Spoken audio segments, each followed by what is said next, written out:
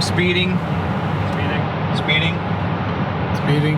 5, 4, 3, 2, 1. The world is changing faster than ever.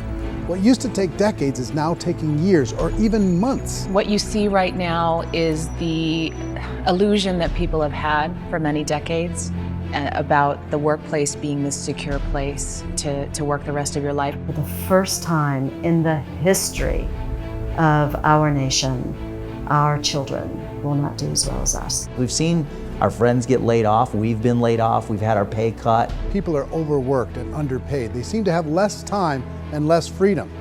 They live under constant pressure. This is going to be forced.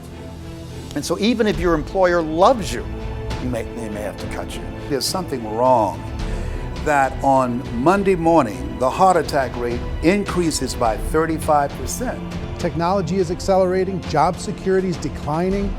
It just doesn't seem like the old models of making a living are as reliable as they used to be. Every aspect of our lives, there's a better way out there, but we're still doing it the old way. We live in the greatest country on the planet, and there are a lot of people sitting around complaining and being cynical. Like everyone's whining about this old model, and I'm like, why don't you leave it? Look at all this over here, look at all this opportunity. Since so much of our lives revolve around our work and the way we make our living, many people are thinking there just has to be a better way. The biggest challenge facing our world today is not making money, is what are we going to do with all the displaced, unemployed people? People are afraid that they're going to make the wrong decision. People are afraid of the unknown. People are afraid that maybe I don't have the skills. Hey, sports fans, industrial age is over. It's dead. It's dying. That's why going to school to get a job is an obsolete idea. A steady paycheck is an industrial age idea.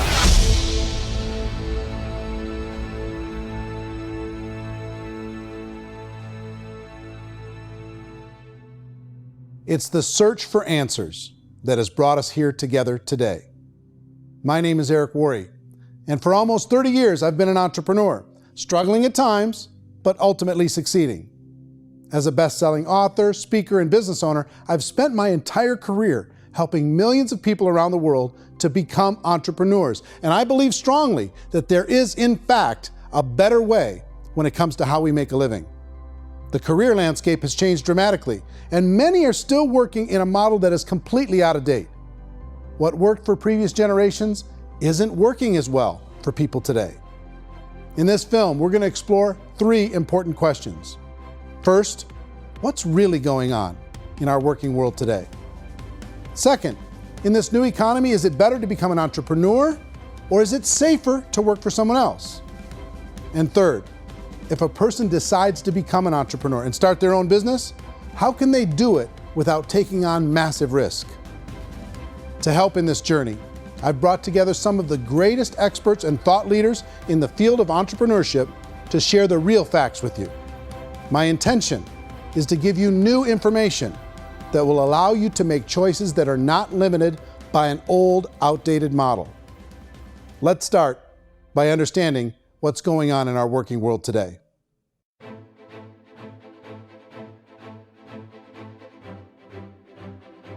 Let's look at unemployment. 30–40% of the people are honestly not working, but would be working. What our government does is if you haven't found a job in 6 months, we don't call you unemployed. We pretend you dropped out of the labor force. I've often said that unemployment, particularly structural unemployment, that's unemployment due to technological changes, is the first sign of economic growth. Think of it, 10 people live on an island. They go out every day and fish. One day, new technology shows up. A missionary brings them a net. Now, using the net, one pilots the boat, one throws the net. 2 fishermen can do all the work 10 used to. That's a 500% increase in productivity, 2 doing the work of 10, in one day. You don't have to learn a lot to learn how to throw a net instead of throw a fishing line. The island's got a big problem, 80% unemployment. But the island still has all the wealth of the fish because the 2 people produce as much fish as 10 did. Now, of course, looking back in history, these changes used to take thousands of years. And during that time, we went into farming and transportation. Some of us became doctors and some teachers and lawyers, and we developed all these new professions and new manufacturing jobs. Today, these changes are occurring literally in one day when a new technological advance occurs, and we don't have the social structures to deal with it or to retrain the unemployed people. So one of the things that I think is interesting as I travel across the country and really travel around the world is the way that we work and the way we get paid for work is changing pretty dramatically. On a global basis, everything is being turned upside down because of the rapidly advancing technologies. They are eliminating many jobs, and we have been left with many people not prepared for the jobs that exist. A lot of demand in public companies was to squeeze out all the fat and to get just as much margin as we possibly could, and fat equals humans. So this idea of job security in information age is so obsolete, but it's still taught inside our school system, and that's where the problem starts. There's no financial education in school system, and people are still trained to be employees who work for that paycheck. This is a chart on the middle class. What's happening in the middle class, those that went to school, their incomes have been coming down for years. And parents still say to their kids, go to school, get a job. Now what happens to all those middle class people who are dropping off the ends of off the chart? Well, they become what's called working poor. And this is what happens to working poor. But they say poverty is ending. Well, poverty may be ending, but working poverty is going up. And this is food stamp usage. So food stamp usage in America is going through the roof right now, because people cannot earn what they call a living wage. Most people have experienced financial pressures that I think are probably greater than they have been in the past. If you're not working for yourself, then it's going to be a pretty hard road for a lot of people. Today, if you're going to control your future, the 40-40 plan is gone, where you can graduate from college and get a job and work for 40 hours a week for 40 years. That day is gone. So some of these charts actually tell you what's going on. And this is a really interesting one. You know, people are going back to school because if I go back to school, I'll get a nice job. But this is what's happening to, it's called Sallie Mae, which is the student loan guys. Student loan is going through the roof. It's now over $1 trillion, and student loan debt is worse than credit card debt. So when people stopped using credit card, the government got people into student loan debt. And the problem with student loan debt is you can never be forgiven. See, with credit card debt, you can declare bankruptcy and all's forgiven. But student loan debt, you can declare bankruptcy, you still owe it. It's the worst of all debt. But this is the next picture. Look at this chart here. This is what's happening to wages of college graduates. It's going down. So you go to college, you rack up all this debt, but you earn less money. Now, that's not that intelligent. Average person who's been working a lifetime in America today is ending their lifetime at 65 with about $41,000 in assets. They earned just enough to survive. I think in the United States we have something like 17 trillion in debt. That's just the federal government debt. We got another 2 in municipal and in other, let's call it almost 20 trillion government. We've got 40 trillion in private debt. That comes up to close to 60 trillion. When you then add something we never had before, what you were talking about, when we look at the unfunded portion of Social Security and primarily Medicare, Medicaid, that at the most conservative estimates from outside firms, Kleiner Perkins, 67 trillion and growing. That's more than all our other debt. There's less conservative estimates that say it's 84 trillion or higher. I added up conservatively $127 trillion in total debt. Debt is a financial drug. When you take it to excess, it's like taking a drug. Yeah, it makes you feel better, it enhances your performance, but at a huge cost, eventually it kills you. And so that's what happens. We keep doing more and more debt, and you get less and less results, just like a drug, until the debt gets so high that it crushes the whole system. That's where we're at, 8.2 times GDP. You know who I feel sorry for? I feel sorry for the person who dreads going to work, who is sick to their stomach on Monday morning, who hates their alarm clock, who gets a little glimmer of hope on a Wednesday because it's hump day and says, thank God it's Friday. And they live for those 2 days a week where they get to be themselves and they don't have to be around people they don't like, and they don't have to play the political game in the office, and they don't have to live this half life. The person that works 50 weeks a year just to be able to have the 2 weeks for vacation. And you know what happens to most of them nowadays? They don't have a vacation. They have a staycation. They have time off of work, but they don't get to go where they want to go because they're overextended. They've got all this debt. They got all this situation. They hate their alarm clock. They can't sleep until they're done. They have to spend most of their life in traffic. I feel sorry for that group of people because there's a better way. They just don't know it. I see this really interesting attempt at rugged individuality in a 6x8 rectangle. And I feel like you're all the same, except for the little push pins of the pictures. There's different pictures. Yours is named Jenny and his is named Sujara, but it's the same people. And this is how they are, and they're just like the zombies, and there's no joy in there, there's no fun. There's always like the wacky woman who decorates her cubicle, and that's the most she can do there. You got to give her credits, right? The wacky cubicle woman. The basis for their life is worry. I'm worried, you know, maybe I'll get fired. I'm worried maybe my company will go out of business. I'm worried I can't keep spinning the plates on paying the bills. I'm worried about how do I send my kids to college. I'm worried, what if the transmission of my car breaks? That's, you know, 2 or 3, I can't fix it. People live in a sea of worry, and it eats at them. Those signs that people held up during the Depression didn't say looking for gainful employment in a cubicle. It said looking for work. Work is what we're looking for. Job is just a unit of measurement. Work is what we're going after. It's time to look in the mirror and say, it's not the economy, it's my economy. It's my little world of where I am. I need to improve. I'm not going to wait for the economy to come back because frankly, the economy is doing great in this country. So I'm here on Wall Street, the financial center of the universe, the financial capital of the world. This is where most people's money goes to at least be held for a time, right? With interest rates in banks being effectively zero, and many experts are predicting it's going to stay at zero for the next 10, 20, even 30 years, people feel like they don't have any choice but to put their future into equities, to put their future into the hands of other people on this stock market, and hope that the stock market goes up, hope that the stocks that their advisors pick or that they pick goes up. That's one way to go, I guess. It's my personal belief that if you put your future into the hands of yourself, in other words, you have earning power by yourself, I think you're a better investment than these guys. I think you controlling your future is a better option than handing over your retirement to these guys.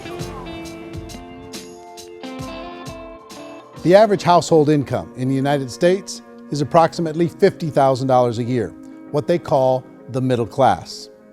To reach the top 25% of income earners, you'd need to earn at least $90,000 a year.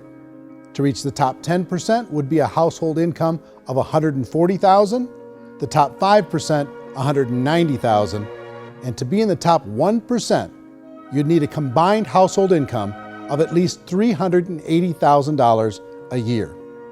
So here's the question. What do you think would give you the best chance to move up and get to the top 10%, the top 5%, the top 1% or beyond? In my opinion, and in the opinion of many, many experts, the answer is to become an entrepreneur, to become your own boss. I think you have to be a business owner. I can't, the only time I ever say to someone it'd be great to be an employee is when they've already told me they've surrendered. I only tell people who are wounded spiritually that they should be an employee. And it's that feeling that you get when you pick up the backpack off the little Cub Scout and say, "Don't worry, little guy, we'll get you back to the camp." You know, it is in no way a kindness when I tell someone they'd be a great employee. The other status symbol really increasingly is lifestyle. And people who can own their own business, maybe even work out of their house, that, I tell you, people admire that. Like, gosh, I wish I could do that. The spirit of the entrepreneur is to be a risk taker and to be resourceful and unstoppable and to have a vision of yourself beyond where you are and not willing to settle for life as it is. You think about the great entrepreneurs, they're visionary, they have heart, they're willing to do today what others won't so they can do tomorrow what others can't. Personally, I don't think of the new economy, the old economy. I create my own economy. The entrepreneur's in control. I decide what the economy is going to be like. In the world of entrepreneurship, there are no limits. you can make as much as you want, depending on how much you want to work and how smart you are and how great a team you put together. There's no more lifetime rewarding business than being an entrepreneur. Why in America, where anyone could be anything, would people want to give up their freedom and become effectively a modern-day slave, told shut up and be here every morning at 7:30, leave at 5:30, and do what I tell you? If people decide to become an entrepreneur and work for themselves, they have some traditional options, but they're riskier than you might think. Any kind of a retail business, retail build-outs, is extremely expensive. Even just these small little yogurt stores where they're putting little yogurt machines and you get all the different flavors, you're spending $200,000, $300,000, $400,000 to open a yogurt shop. I would love to buy a Dunkin' Donuts, but it's a $500,000 or so to start. I don't quite have that just in case money. Risking lose it all, and most guys do 2 or 3 times, and even big guys like Branson, because I'm such a fan of his, half his companies don't work. If you make $1 million, your problems are gonna go. If you make $1 billion, your problems are really gonna go. Just the opposite. You and I know when you're making $1 million, you got $1 million responsibilities. You make $1 billion, you got 1,000 times $1 million responsibilities. And most people say, I'd love to be my own boss. 70% of Americans would love to be their own boss, according to recent polls. But they don't know how to get there. Because what are you gonna do? One, you could buy an existing business. If somebody's selling an existing business, you have to ask why. Usually because it's probably hard. It's probably not making as much money as they hope. 2, they could buy a franchise. A little less risk, proven system, but it's expensive to be able to do that. 3, they could start something from scratch. And that's where a lot of people feel like, I don't have the chops to do it. I don't have the money. I don't have the product idea. I don't have the expertise. I don't have whatever it's going to take to be able to get there, and I can't risk my family to do it. So 4th, they could become an investor. A lot of people in this town invest to try and figure out a way, but you got to be pretty smart with that game too, right? Venture capitalists, who are the very best and most sophisticated in investing in new breakthrough businesses, make it on 1 out of 11. That means 10 out of 11 are mediocre or fail. Most of them fail. That's the risk there. An angel investor is lucky to get 1 out of 15 or 20. A business is a team sport.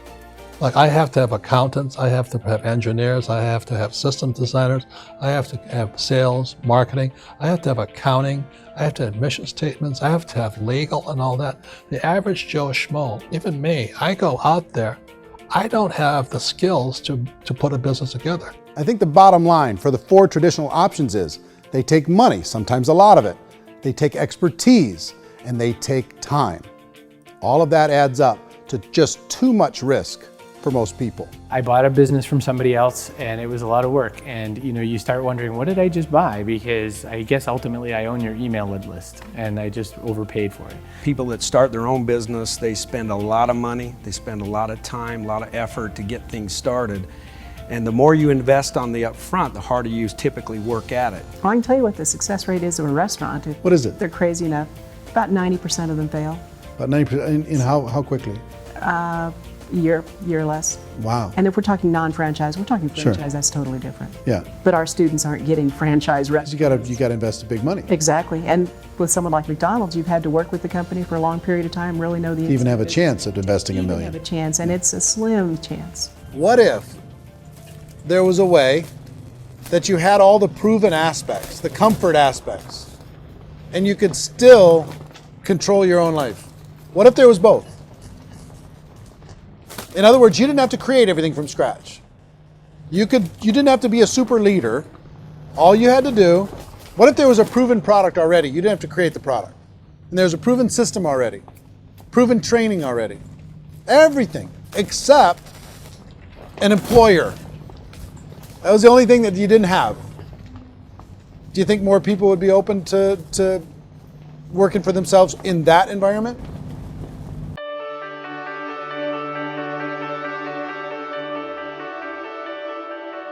In our search for a better way to make a living, we've come to the conclusion that becoming an entrepreneur is actually safer than being an employee.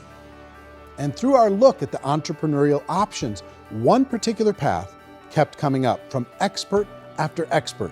And I think most people will find it surprising because it's certainly a non-traditional business model. That model is for people to start their own business and become an entrepreneur through the creation of a network marketing business.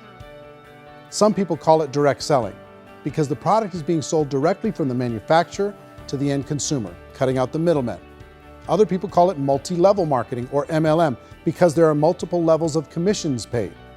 The most common term today is network marketing, because network marketing best describes using a large group of independent distributors, independent entrepreneurs, to move a product or service more efficiently.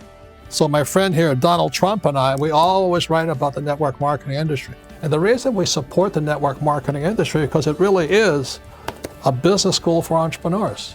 Because most people come out of school looking for a paycheck.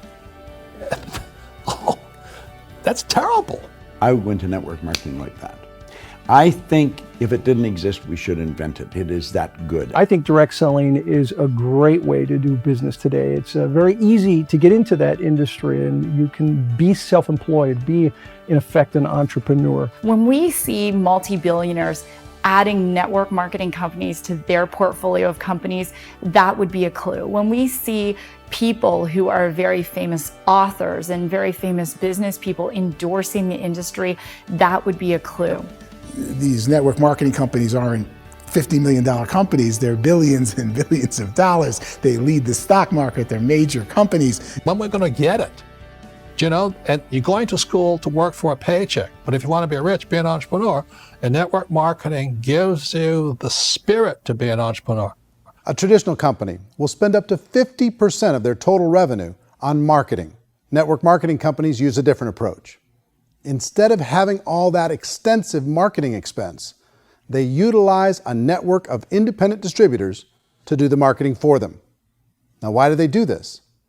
First, because word-of-mouth advertising is so much more effective today than traditional media advertising. Second, some products need to be explained or demonstrated, and an independent salesperson can do that more effectively than an ad campaign. Third, it's completely efficient. The company only pays for the marketing of their product if a sale happens and not before. Imagine if Amazon allowed you to become an independent distributor and paid out 40% of its revenue to that distributor group. All you had to do as a distributor was recommend a product, and if a person bought it on Amazon, Amazon would take care of all the logistics, and you'd get paid for bringing the customer. Now imagine you got paid for every purchase that customer made for the rest of their lives. Well, Amazon doesn't offer this option, but network marketing companies do. 85% of all buying decisions in our society are made as a result of word of mouth or reputation. We're recommending things to each other all the time. You know, who's your dentist? Who's your doctor? Who's your lawyer? What detergent, are you using? What legal system are you using? What product are you using? We're talking to each other about the things that we love anyway. When you go into a big box retailer, you're lucky if the clerk looks you in the eye, much less gives you any detailed or accurate information about what you're purchasing. So of course, this personal information, this education coming from a friend, a neighbor, a relative, or even a stranger, but one who has experience with the product is extraordinarily valuable. As a matter of fact, network marketing can educate consumers probably better than any other form of marketing. It certainly can do better than advertising, because advertising usually has a certain hype to it and you can only get limited information. So, network marketing trumps advertising. If you were a typical sales company and you wanted to sell $1 million a month worth of product, you might go find 100 superstar salespeople. The quota would be $10,000 a month. So network marketing as a distribution system just flips the numbers. So we use 10,000 happy, raving fans of a particular product, and we don't concern ourselves so much with how much product each one of them individually sells. If they sell just $100 or $200 a month, and there's 10,000 of them, you're selling $1 million to $2 million a month worth of product.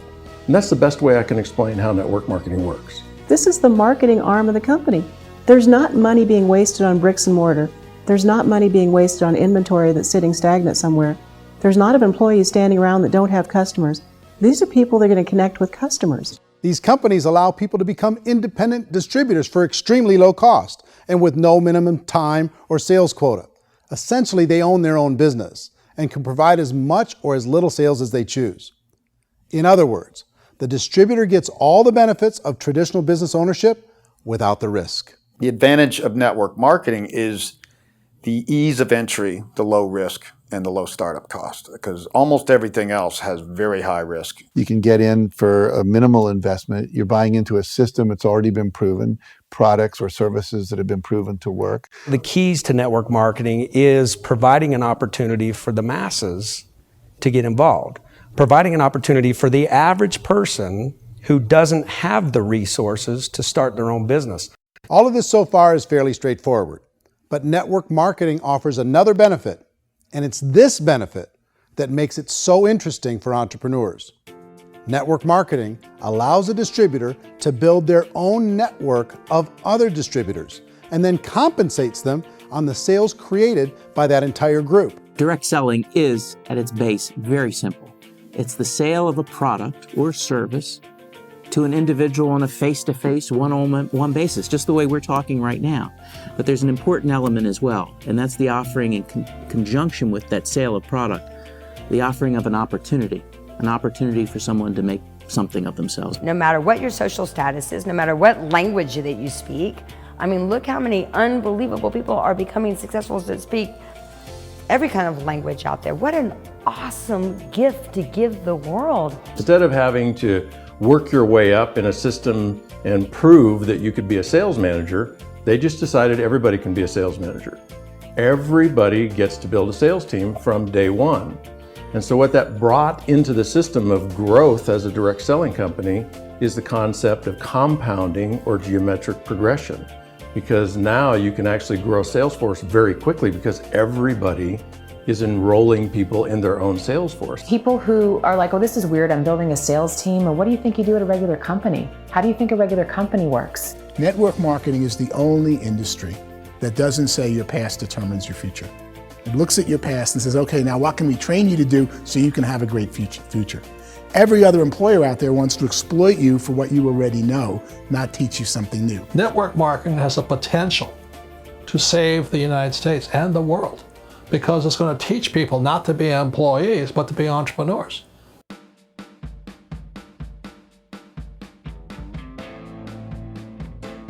According to the Direct Selling Association, if you add up all the network marketing companies around the world, they combine to do over $178 billion a year in retail sales. To give you an idea of how big that really is, the NFL, the National Football League, does approximately $9 billion a year. The music industry does a little more than $16 billion a year, and the movie industry does about $80 billion a year. Using a conservative average, network marketing companies pay their distributors about 40% of that $178 billion in the form of commissions, which adds up to more than $71 billion a year. That's almost $6 billion a month. It's almost $200 million in commissions every single day. So it's certainly working, and people are making serious money in network marketing. With the growth of the direct selling industry over the last 10, 15, 20 years, we've seen a broader understanding of the channel. We have seen more and more people getting involved in the business, so our penetration in the marketplace has increased, and thus the understanding in the marketplace of who we are has increased. And we've seen non-direct selling companies look at the direct selling model and say, something's going on there. People are making money, companies are being profitable, individuals are being motivated, product is being delivered to market. Maybe we should explore this. Some people think only the people at the top make money. Well, let's take a look at that as well. In the network marketing profession, there are roughly 500 people in the world who earn over $1 million a year. If you round that number up to $2 million a year, that adds up to about $1 billion a year. That takes the $71 billion paid out each year down to $70 billion. So where does the rest of the money go? The vast majority goes to part-time people making anywhere from a few $100s a month to many thousands of dollars a month. It goes to people who choose to make it a full-time career move and earning even more than that. Every day, people are using the money they earn through network marketing to pay off debt, have more fun, and improve the quality of their lives. Everyone I know in network marketing has been doing that since the 50s.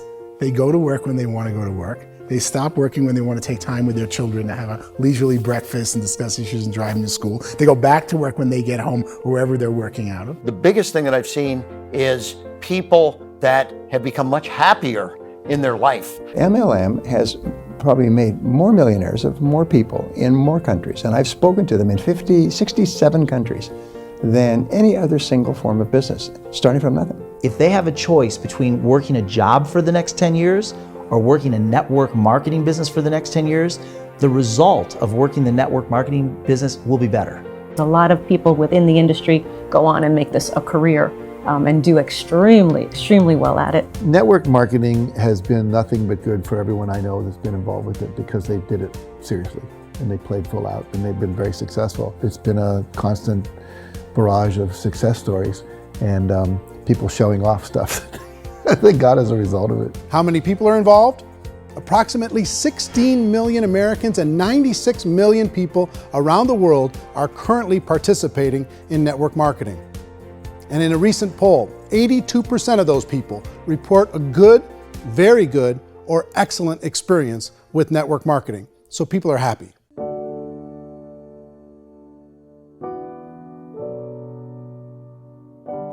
So I've taken a look at the network marketing profession and really tried to understand why so many people are confused as to the validity of this as a business. One is this pyramid shape. People get really messed up with this pyramid. Oh, it's one of those pyramid things. So I just think there are a lot of haters out there who really don't understand the industry and say, oh, it's a get-rich-quick scheme. It's a pyramid. Well, corporate America is a pyramid scheme. You know what I mean? It goes like this. You have thousands of MBAs, let's say working for Ford or General Motors or Coca-Cola. If all these MBAs, they're all trying to get to here, that's a pyramid. Only one guy's going to make it. Every 10 years, one's going to make it. Whereas you look at network marketing, it's like this. So you're here, and your job is to develop other CEOs coming up behind you. So it's an inverse pyramid. In network marketing, it's a very simple concept. If you sell product, you get paid. It is paid based on production. There is no first mover's advantage. There is no investment component where the more somebody spends, the more they're entitled to make. So the two are polar opposites of each other. It doesn't matter what shape the company is or the compensation plan is shaped, whether it's a circle or a pyramid or a triangle or a trapezoid, it doesn't matter. If compensation is coming primarily from recruitment, then you've got a problem. On the other hand, if an operation is basing their compensation to participants on the basis of sales, even when those sales are generated by people you've recruited, well, then you're a perfectly legitimate enterprise. That's the legal test, it's the practical test. Another issue that's been true in the past that is no longer true now is people used to be in network marketing loaded up with products that they couldn't sell and they ended up a loser. They ended up with a bunch of product in their garage, they ended up with a bunch of products sitting in their kitchen shelves or whatever, and they thought they could sell it and then they weren't willing to or able to sell it and they ended up with a bunch of stuff and they were bitter about it. There was this thing called front loading where you had to buy if you bought $25,000 worth of product, you got better commissions and all this. Today, it's almost all done by computer. It's direct mail comes from a warehouse somewhere else. You don't have to have all this inventory. You don't have to stock up. It's a paperless world now. Most of it's done online. You have a back office. It really works. And I mean, the technology has changed everything.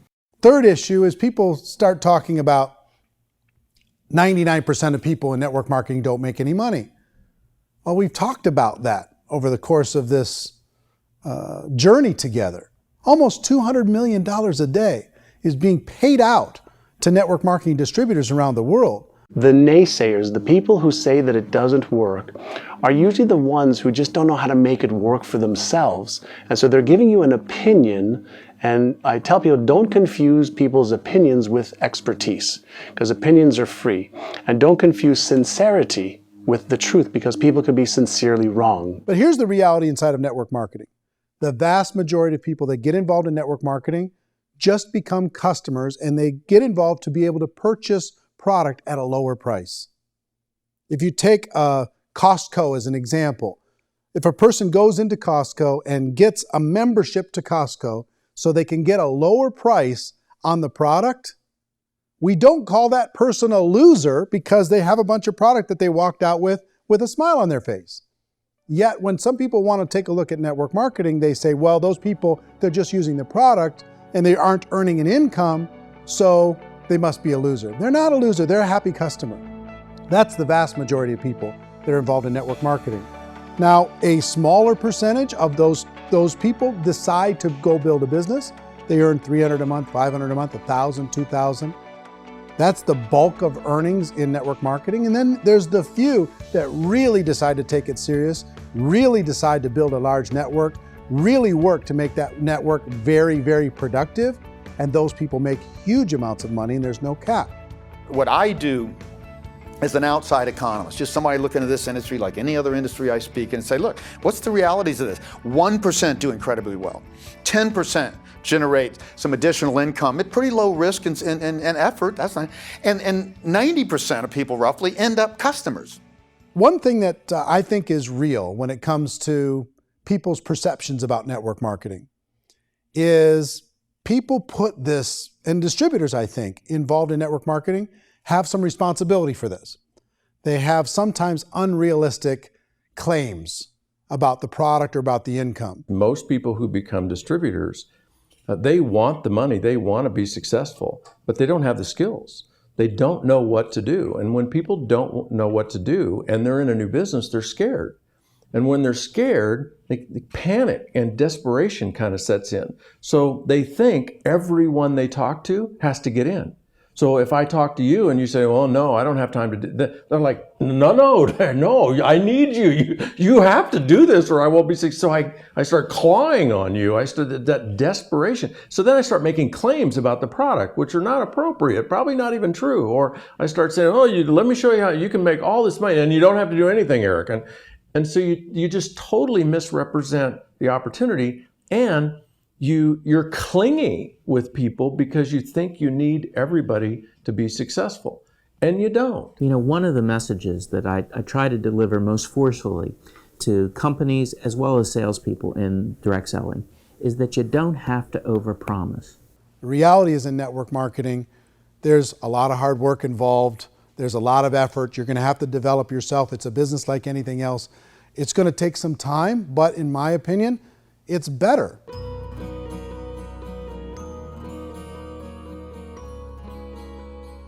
It's light years better for people starting today than it was even 5 years ago. I think it's more widely accepted now, and people understand it is a business. It is being an entrepreneur. It is being a business owner. Our belief system is based upon our evaluation of something.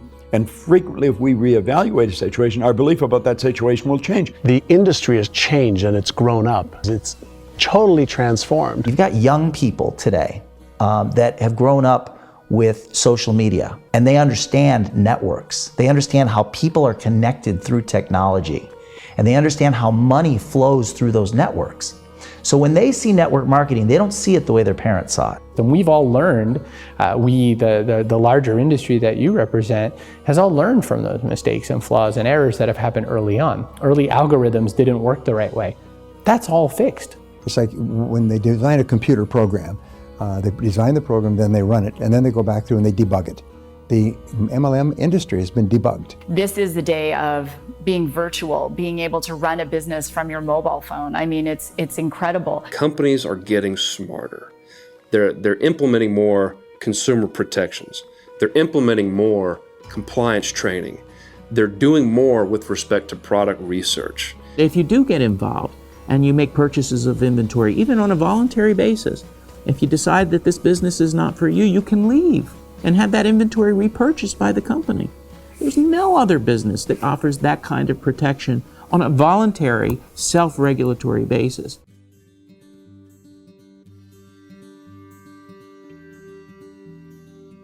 If you decide to look further into a network marketing business in order to generate more cash flow for your family, I would recommend reviewing the following 4 elements. First is the product or service. And on the product or service, I would ask 5 important questions. 1, do you like it? Is it something you would feel comfortable sharing with others? 2, is there a recognized need in the marketplace? It's hard to create a need if one isn't naturally there. 3rd, does the product meet that need? Does it solve a legitimate problem for consumers? And 4th, is it priced to sell? Can it compete in the marketplace? And fifth, is it priced for profit? Is there enough margin for the company and the distributor to be able to generate income for the long term? If you can answer the questions on the product to your satisfaction, the next element to consider is the company itself. Is it well run? Do you believe in the founders or the management team? Do you feel they have what it takes to go all the way? See, it doesn't matter how good the product is if the management can't take care of the company. Good management can change with the times. They can handle adversity. They can make good decisions. Make sure you choose a company that can serve you for a long time. The third element to consider is the compensation plan. And with that, there are 3 important things to look at. First, a brand new person needs to be able to generate some money fairly quickly. It may be an obvious reason, but you can probably imagine the ripple effect of a distributor getting involved and having even a small victory fast. That can only help with the overall success of the organization. Second, a person should be able to develop a moderate part-time income in a reasonable period of time. As they develop their network and as their sales grow, they should be able to enjoy more benefits. And third, for the people who are really serious, for those who decide to really go pro in the network marketing profession, there should be the possibility to make a serious full-time income if they work hard and are committed to developing their skills. If you're comfortable with the product, the company, and the compensation plan, the last thing you should look at is the support that will be made available to you. Does the company have a website? Does it have a solid online reporting tool? Do they have comprehensive training available? Do they host events to help you build your business? If you decide to do this, what kind of a support system can you plug into? Choosing a network marketing company is a personal decision. But evaluating the 4 elements of product, company, compensation plan, and support is a great place to start. Is the company promising that you're going to get rich quick or that you can make a lot of money without a lot of effort? That's a red flag. Is there a product that you really believe in that you think can be sold? Or are you being told by salespeople or the person who's trying to recruit you or by the company itself that don't worry about the product, all you have to do is recruit other people into the business? Red flag, warning sign. If you're hearing that, take a second or even a third look. Get to know the customers, the products, the business, have some success, and see where the opportunities might take you to move up in the organization. You want to find out how concerned are they about my education, my training, and my development? Is there a space for me to grow? Most important question. Learn everything that you can about the product. Make sure it's something that you believe in, and learn everything you can about the industry and work that system. You have to be very passionate about whatever that company is doing. I would get involved. You can always test drive anything, the product, the service, the community, and then lean into it a bit. If it feels good, then lean into it a lot. Behind me is the Lincoln Memorial. And this is a place where Martin Luther King Jr. had his famous "I Have a Dream" speech. And at that speech, he talked about his dream for equality for everyone around the world, and that's a noble dream. But I think more people need to remember what it was like when they were kids and the dream was still alive in them. Before it got beaten out of them by reality, by this paycheck, by these responsibilities, and by having to live for this job to pay the bills. I think people need to remember that, go back to that. Once they know that there's a better way, I think their future is going to be much brighter. They can live a better life.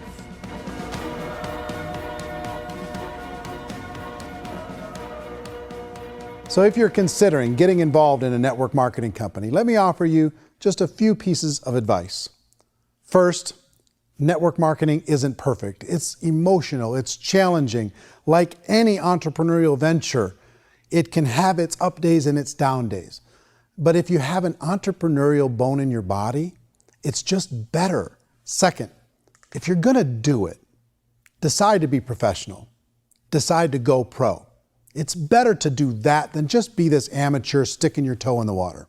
Third, as any professional, you're gonna have to learn some new skills. And I promise you, inside of the network marketing profession, they're not too difficult to learn. Fourth, like anything worthwhile, it's gonna take some time.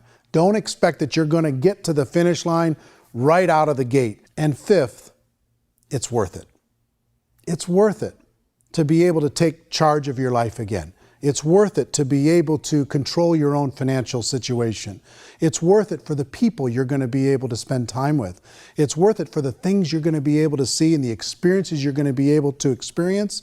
It's worth it for the causes you're going to be able to contribute to, the lives you're going to be able to touch, the customers you're going to be able to help, the friendships you're going to be able to develop. I promise you, it's worth it. Remember, most people are searching for answers just like you are. But I do have to tell you the catch to network marketing. If there is a catch, if you want to understand this from an emotional point of view, people say, well, it sounds too good to be true. It's not, it's hard work. But here's the catch. Most people still don't understand it. So you're going to have to endure the loss of social esteem from ignorant people. The uneducated will think less of you. Now, if you can handle that, you're on your way. If that's going to destroy you, you know what? Entrepreneurship in general probably isn't in your future. If you can face that catch, you can become unstoppable. I want everyone to really contemplate this if they're not in network marketing. You're in a job, you probably have a mortgage, you have rent, you have debt, whatever's going on. You're in a prison. You work just hard enough to keep them from firing you, and they pay you just enough to keep you from quitting. Come on! I've been there, done that, and bought that t-shirt. In network marketing, if you run into failure, it's really just a homework lesson for yourself. There's no one to blame. You really have no excuse not to be successful. You just don't. People don't want to hear that, but there's so much available to you. If you want to be a good network marketer, be a student to the people above you, be a fellow traveler to the people on the same level, and be a teacher to those below, and know when it's appropriate to do which.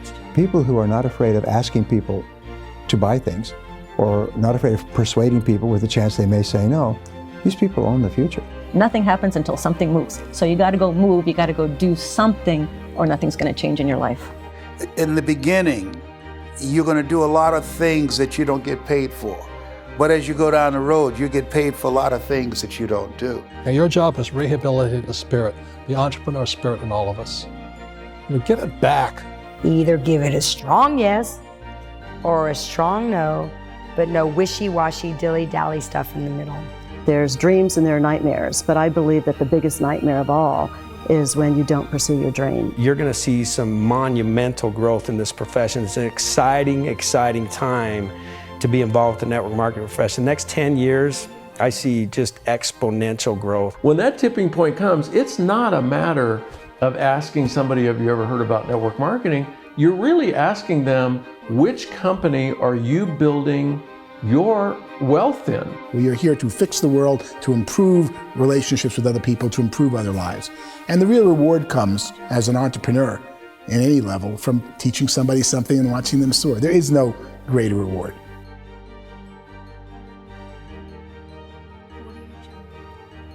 Life's too short to spend it living someone else's dream instead of your own. It's too short to spend it living at a fraction of your potential. Can being an entrepreneur be a challenge at times? Sure. But here's what you get in exchange. It can be yours. Something that you built, something that you created, something that you made happen. This balloon represents your dream. It represents entrepreneurship. My wish for all of you is that you would reach out and grab it. The choice is up to you.